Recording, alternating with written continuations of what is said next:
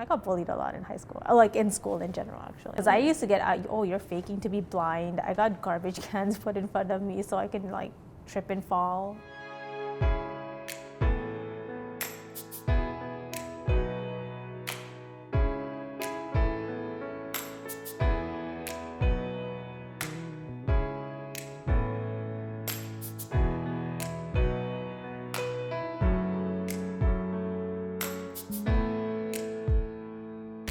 My name is Sarah Patel. I was born with an eye condition called Leber's congenital amaurosis. It's a congenital eye disease which I've had since birth.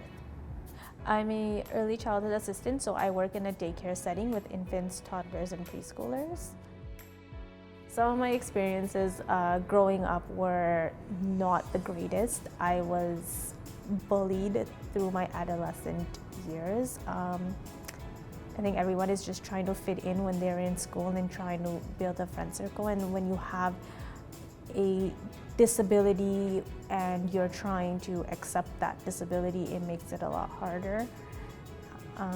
Personally, I was bullied, got called a lot of names, and it did escalate. But it does end if someone is experiencing bullying of any sorts. I would say you need to speak up about it. That's number one.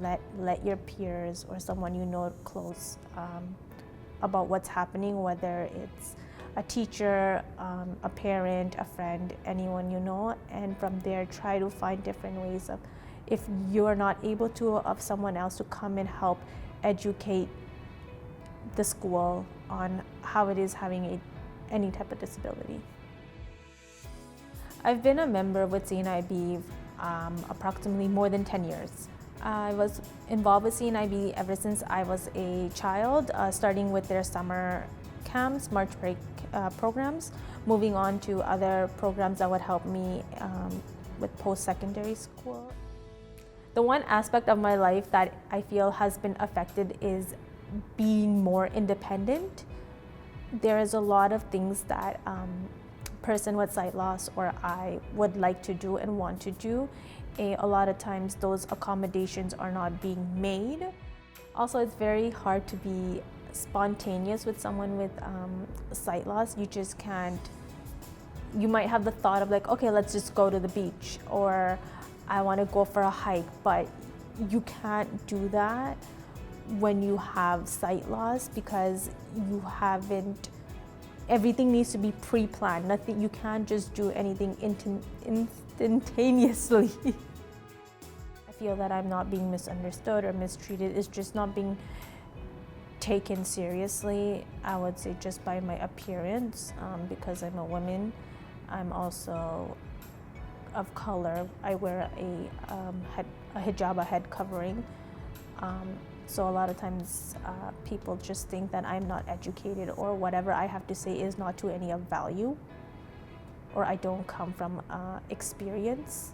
What intersectionality means to me is identifying as a woman, being Muslim, and having a disability, in particular having sight loss. These are all things, as when I go out into society and into public, these are the first three things that identify and put me in these three different categories.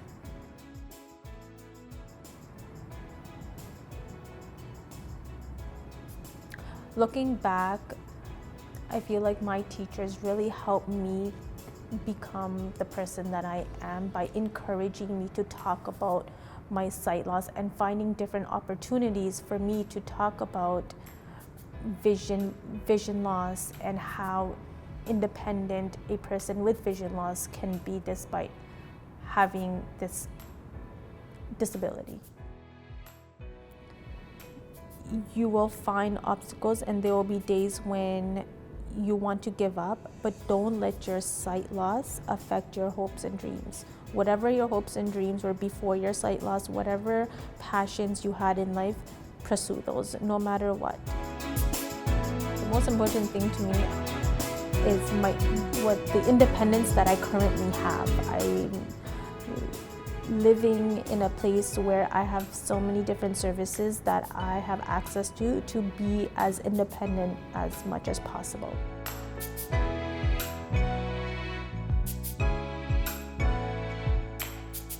I am CNIB